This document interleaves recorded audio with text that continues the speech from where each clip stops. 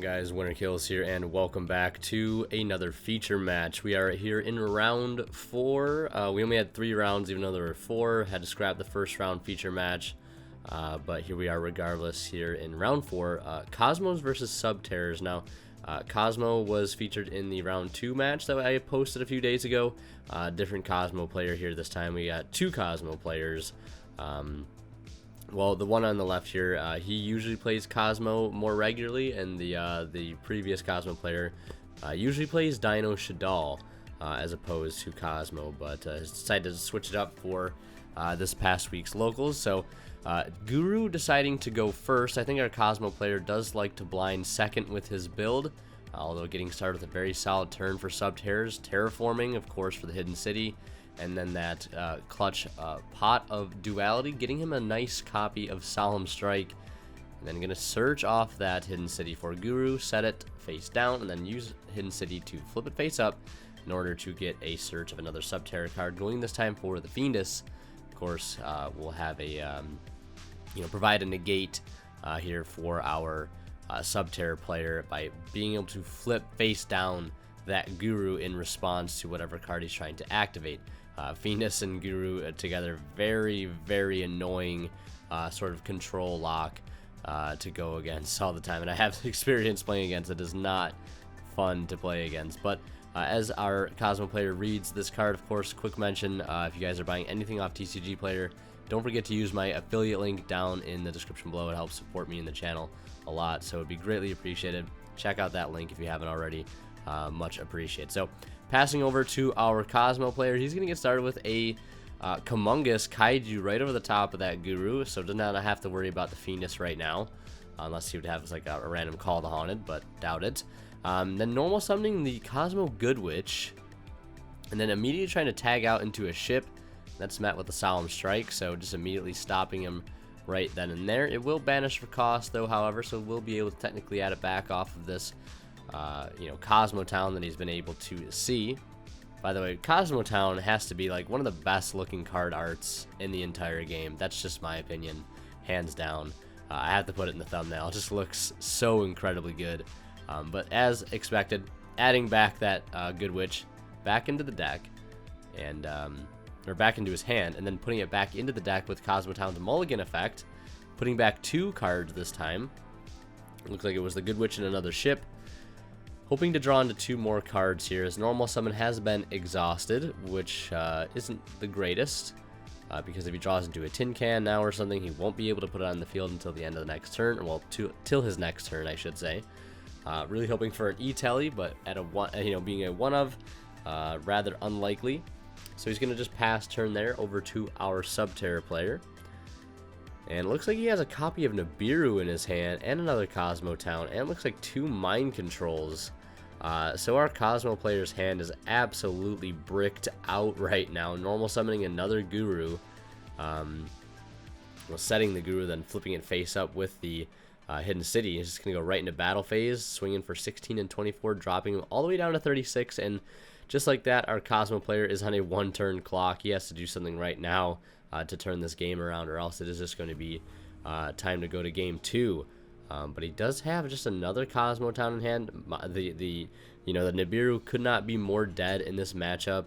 So now we'll see a copy of Mind Control come down, not just 1 but 2. First on the Humongous and the second one on the Guru.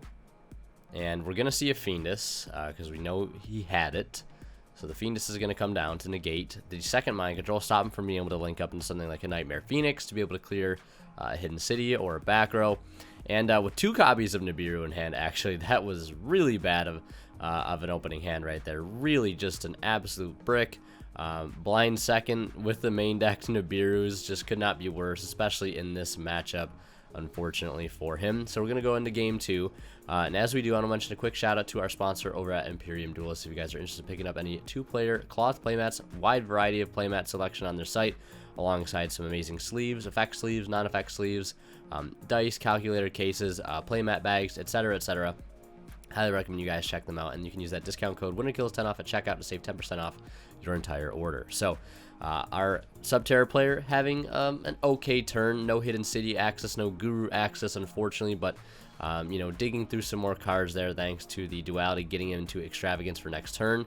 And then we'll see a Twin Twister being played here. Discarding the Slip Rider to hit another set duality and a Solemn Strike. And getting started with the Kozmo Town. And does have what looks like to be a Landwalker in his hand. And the Straw Man. So he's going to go into battle phase and swing for 5 with that small little Straw Man. And then it looks like he's going to try and tag out here for the Landwalker. And there's another Solemn Strike. Just the absolute bane of our Kozmo player's existence right now. He just cannot get anything going at all. And I think, you know, looking back, I think it almost would have been better to discard the Landwalker and hold the Slip Rider. Because even at this point, if the Straw Man does get striked as it does, you know, you're still being able to add it back at, you know, a measly cost of just 200. At least during next turn, you have the opportunity to tag out into a Slip Rider, which I feel is a little bit more advantageous than tagging out into a Landwalker. But, you know, doesn't make too much of a difference, probably. I don't know, I'm not a Kozmo player, but I feel like holding this, the Slip Rider would have been a bit better. And then, as expected, our Subterror player getting started with the Extravagance. Banish a total of 6 to draw 2 cards. Hoping to draw into some form of Hidden City access, a Guru access. It does look like he did pick up a Guru there alongside a Cosmic Cyclone. And our Kozmo player having 1 set back row, which I believe is another Twin Twister. Just getting really unlucky here and opening up multiples of the same card. But he did draw into a Guru, which is absolutely amazing. One of the best cards you want to see right now. And couldn't, you know, probably be much better than that, especially when paired with, you know, Cosmic and things like that. So we will set the Guru in 2 other back row. And our Kozmo player is contemplating an end phase effect here, which is going to be the Twin Twister. He has a couple options. He could just go for both of his back row. He could go for one of his back row in the Kozmo Town. He could go for just the Kozmo Town and, you know, not destroy another back row, but it's probably going to be, you know, one of the, you know, 2 of, you know, either both of his back row or the Kozmo Town in one of them, and he's going to go ahead and do that. Hitting the Kozmo Town, hitting the Landwalker. He's going to try and Cosmic Cyclone here, but it's end phase. He just set the card. He won't be able to use it. So hitting the Cyclone for free, and then attempting to activate the Kozmo Town effect engraved, and he does have an Ash Blossom.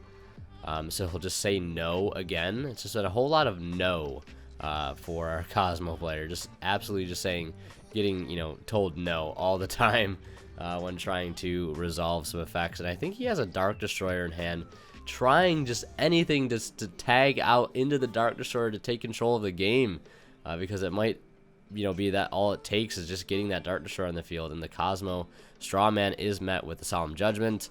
You'll have to pass, and then, you know, flips up the Guru for the final battle, and then has the Terraforming, rips that off the top for turn.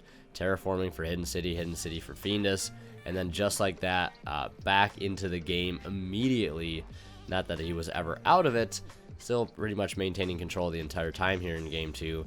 And now has the final battle. We know he has a Fiendus, and our Kozmo player, getting extremely lucky right now, has had such a bad luck this entire match, and draws into a Tin Can, aka the Wind Can, that has that Dark Destroyer in hand, trying to do anything he possibly can just to get this Dark Destroyer on the field.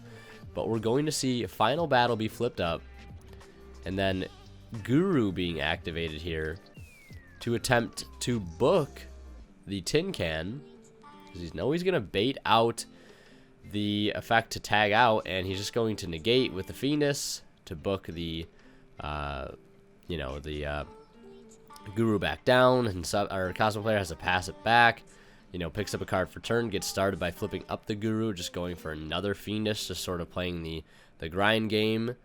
You know, the I book your monster, I negate a thing, you know, etc., etc. Just controlling the speed and pace of the game right now as much as he can. So we'll keep a copy of Fiendus, and he'll normal the Fiendus and swing in with all of those.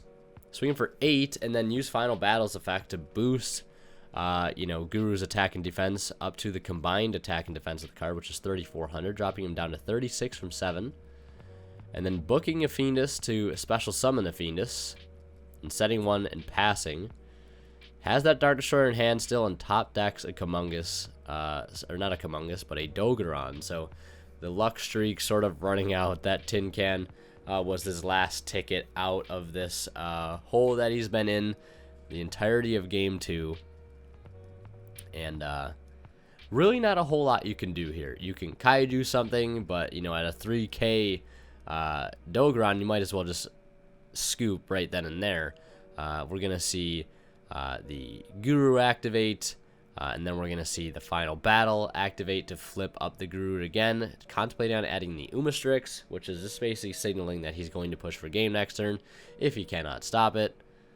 And it's what he's going to do exactly. So you know, the Umastrix summoning itself out because the Fiendus was set.